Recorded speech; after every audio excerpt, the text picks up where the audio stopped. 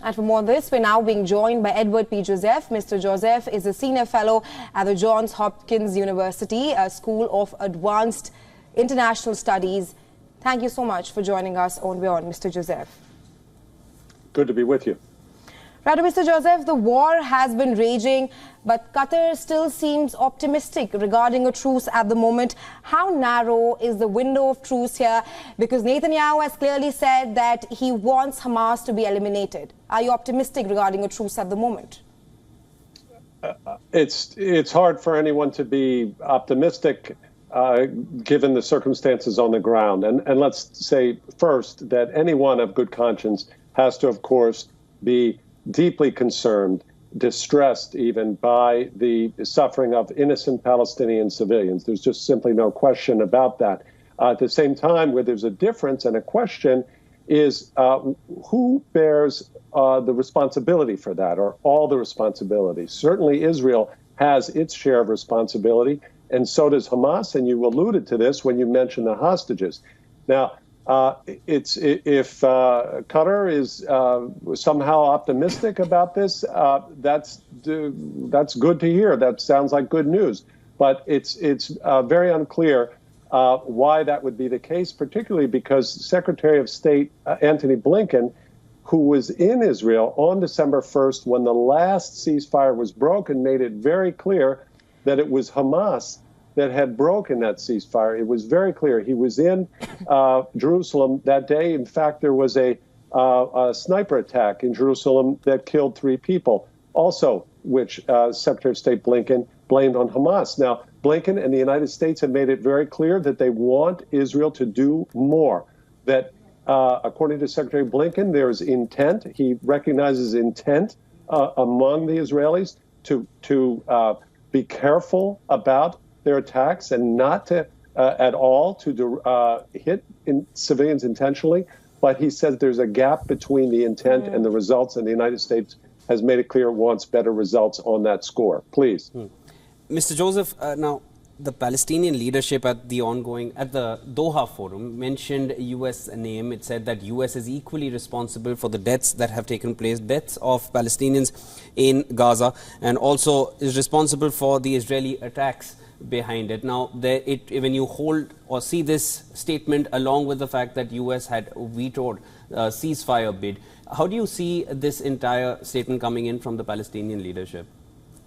Well, we have to be clear here if we're talking about Hamas leadership or Palestinian leadership, because that's not the same, and that's been a fundamental issue in any type of resolution. So it was Palestinian question. Prime Minister, like they would refer to him, Mohammed Shataye, who gave this statement. So, yes. Right. Well, we have to be very clear that Hamas bears the most responsibility here, because on October 7th, Hamas is the one that broke the ceasefire. Hillary Clinton made this very clear because she negotiated the last ceasefire between Israel and Hamas. And she stated very clearly it was Hamas that broke the ceasefire on October 7th with this horrific attack, an attack that was not just horrific in the numbers that of Israeli civilians who were killed, for example, 260 plus young people at a concert. It was the way they were killed, including with mass rape.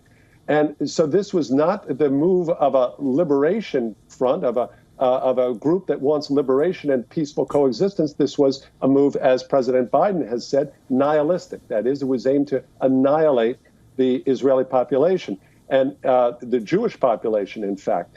So that's the position of the United States. What we've seen in terms of demands for a permanent ceasefire, not only does President Biden not call for a permanent ceasefire, neither does the leader of the progressive wing in the Democratic Party, Bernie Sanders. And he spoke today on CBS News, and he says that Israel has to take much better care not to injure and kill Palestinian civilians, above all women and children. And he doesn't want, Senator Sanders, he doesn't want the United States just to give a blank check. But Senator Sanders made it very clear he does not call for a permanent ceasefire with Hamas. Here's the quote: "I don't know how you can have a permanent ceasefire with Hamas, who has said before October 7th and after October 7th that they want to destroy Israel. They want a permanent war." and that's Senator Bernie Sanders, leader of the progressives in the Democratic Party. Please. Right, Mr. Joseph, like you mentioned that Hamas is responsible for the current war that we're witnessing, but we cannot ignore the plight of Gazans. At least 18,000 Gazans have been killed in the ongoing war. My question to you is that at this point, where do they go? Because the war has been raging in the northern strip and the southern strip, and Egypt has also made it very clear on its stance to not take any refugees. What's left of the Gazans at the moment? Well, I've pointed that out from the beginning. At the top of this interview, I pointed out that all of us have to be deeply distressed at the plight of Palestinian civilians. The number I've heard is actually 16,000, but still, every innocent Palestinian death, above all children, is a tragedy.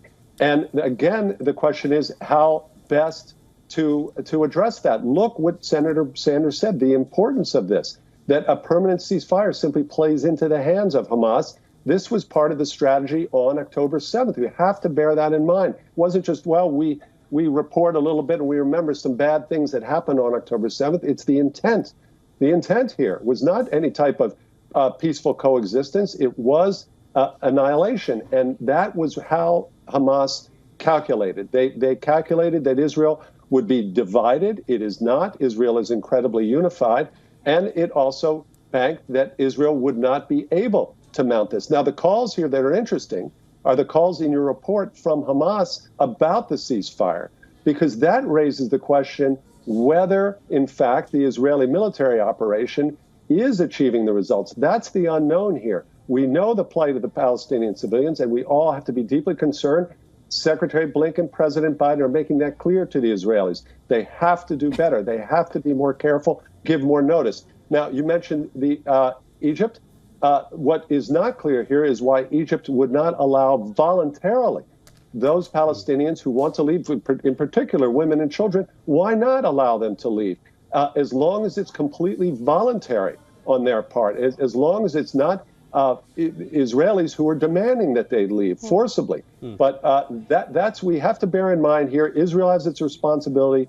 Egypt also has responsibility because it controls the border. But above all, Hamas, which launched this war, has the key responsibility and could end all of this suffering by releasing the hostages and having its leadership depart. Please.